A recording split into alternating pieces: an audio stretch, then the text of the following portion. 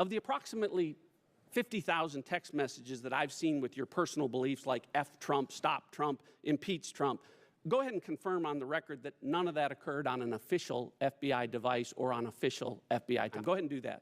Sir, no, they did. Many of them did. Oh, they did. Agent Strzok, are you starting to understand why some folks out there don't believe a word you say, and why it's especially troubling that you, of all people, are at the center of the 3 highest profile investigations in recent times that involve President Trump, and that you were in charge of an investigation investigating, gathering evidence against Donald Trump, a subject that you hated, that you wanted to F him, to stop him, to impeach him?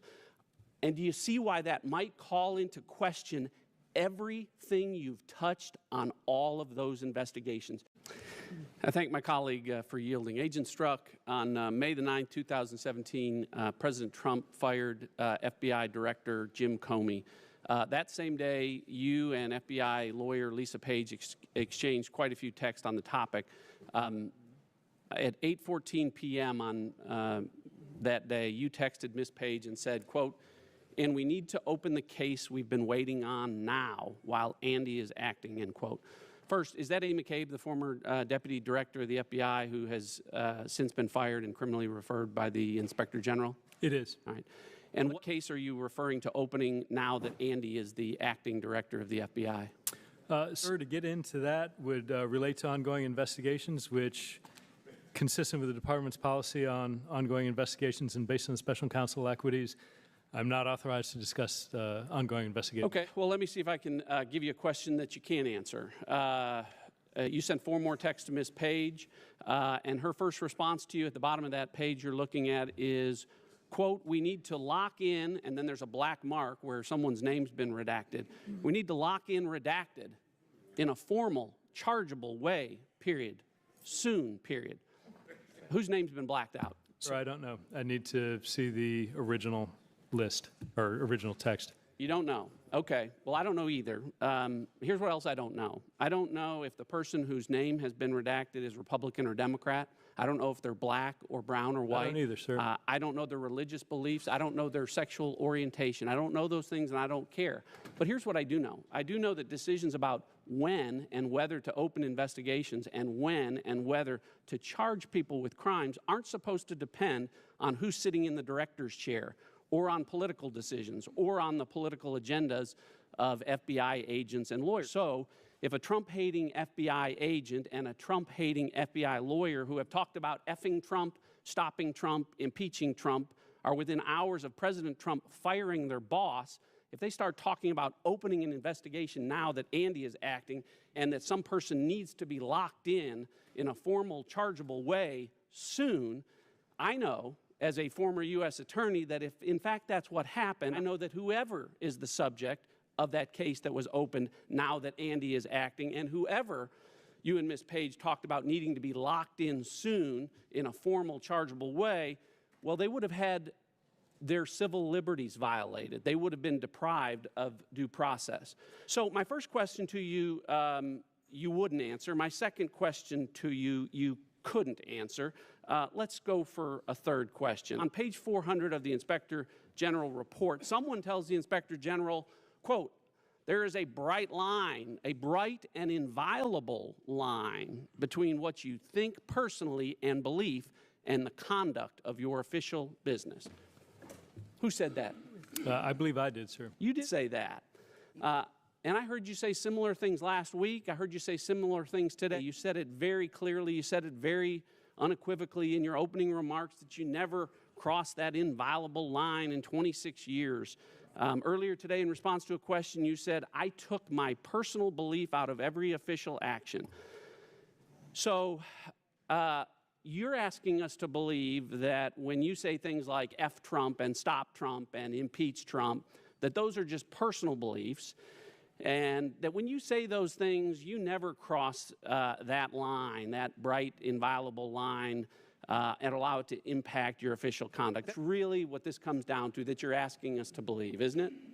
Sir, I'm asking you to believe, and I'm offering you evidence. Yeah, well, you whether have. It's the IG report, you've whether made it's it crystal anything that's clear. been found that there's been no active bias found anywhere. You have under oath been as clear as a bell on that. You've said it over and over again. And because of that, I'm almost embarrassed to ask you this question. Of the approximately 50,000 text messages that I've seen with your personal beliefs like F Trump, stop Trump, impeach Trump, go ahead and confirm on the record that none of that occurred on an official FBI device or on official FBI time. Go ahead and do that. Sir, no, they did. Many of them did occur. Oh, they did. And I would say Okay, of the so 50,000, sir. So really, no, I'll give you a chance at the end. So what you really meant to say was that when you said you never crossed that bright, inviolable line, what you meant to say was, except for 50,000 times, except for hundreds of times a day where I went back and forth, expressing my personal opinions about effing Trump and stopping Trump and impeaching Trump on official FBI phones on official FBI time. Other than that, you never crossed that line. I'm sure there are 13,000 FBI agents out there that are beaming with pride at how clearly you've drawn that line.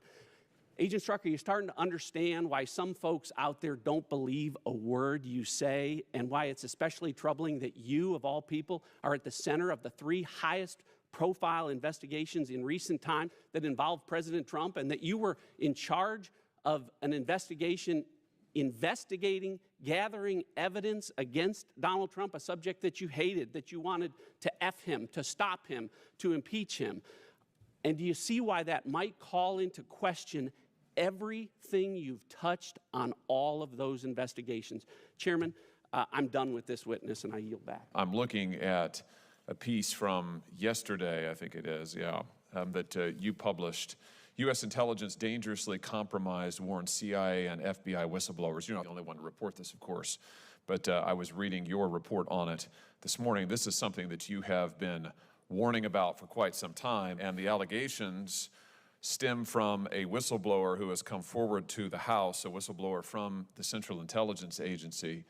I have the letter, the relevant letter here from the House Oversight Committee. The whistleblower alleges that a CIA team was paid to change its assessment of the origins of COVID-19. Do I have that broadly correct? Is that your understanding of the report?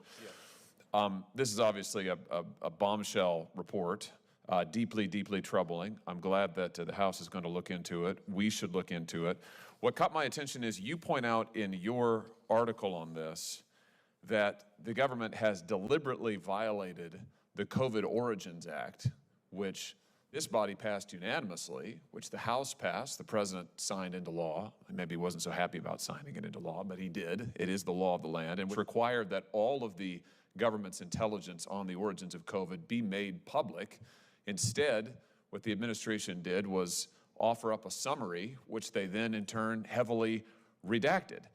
And you point out that in addition, the administration refused to report the names of scientists who fell ill at the Wuhan Institute of Virology in 2019, despite the fact they know the names. The intelligence community knows the names. Now, you're absolutely right to say this is a violation of the COVID Origins Act, and I would know because I wrote it. So I'm not very happy about the fact that this administration continues to flout, completely ignore public law passed, again, unanimously by the United States Senate. For what end, I can't tell. I can't figure out why in the world. I don't know what partisan gain there is to it. Why in the world they want to lie to the American people. You conclude your article by saying the government has become extremely comfortable with lying to us. Just explain what you mean by that, and tell us why you think this is so significant. Sure, and just on the very specific point of we were the first to identify the 3 people that contracted the coronavirus in China. They were the people working on gain-of-function research in the Wuhan Institute of Virology. The Wall Street Journal confirmed our reporting 2 weeks later, and then I think it was 1 week after that or a few days after that, the ODNI report came out, and it did not reveal this information. And we had multiple sources. The Wall Street Journal, we have no idea if the Wall Street Journal sources were the same, but I think we're clearly seeing a lot of abuses of power occurring in multiple executive agencies. So we've seen it with the FBI.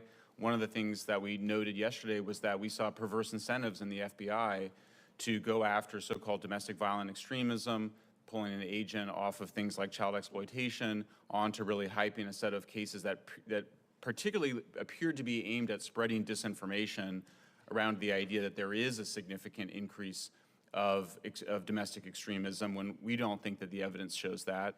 And now we see this report that came out that suggests that there's an FBI whistleblower who says that 6 of the 7 analysts had said it was a laboratory origin, and that they had reversed their position in some exchange for some sort of a salary bonus or some sort of a financial incentive.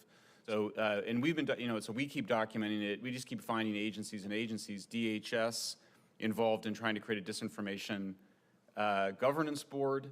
I keep, the censorship industrial complex, we just keep finding new parts of it. So in the research for this testimony, we discovered this deep trust alliance that had, what appears to be ties to the security and intelligence agencies of the United States government, appears to be trying to set itself up, although it's now kind of ghosted after 2021, but it appeared to try to set itself up to decide what is reality and what are fakes for people. And I think it should have a chilling effect in that that's not how we do free speech in America. We don't have government agencies.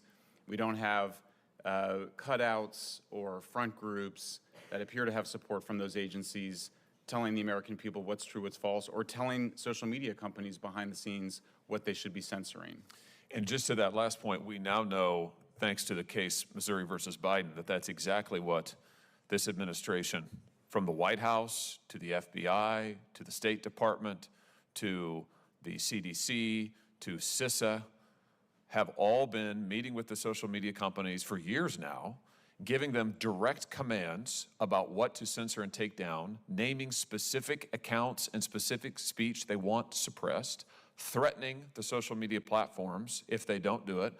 And remarkably, and I'm quoting the court here, the Fifth Circuit Court of Appeals, and there's a huge evidentiary record. Everybody can go, don't take my word for it, go read the record. It's all on the record from the district court. What the Fifth Circuit said is, remarkably, the social media platforms all complied.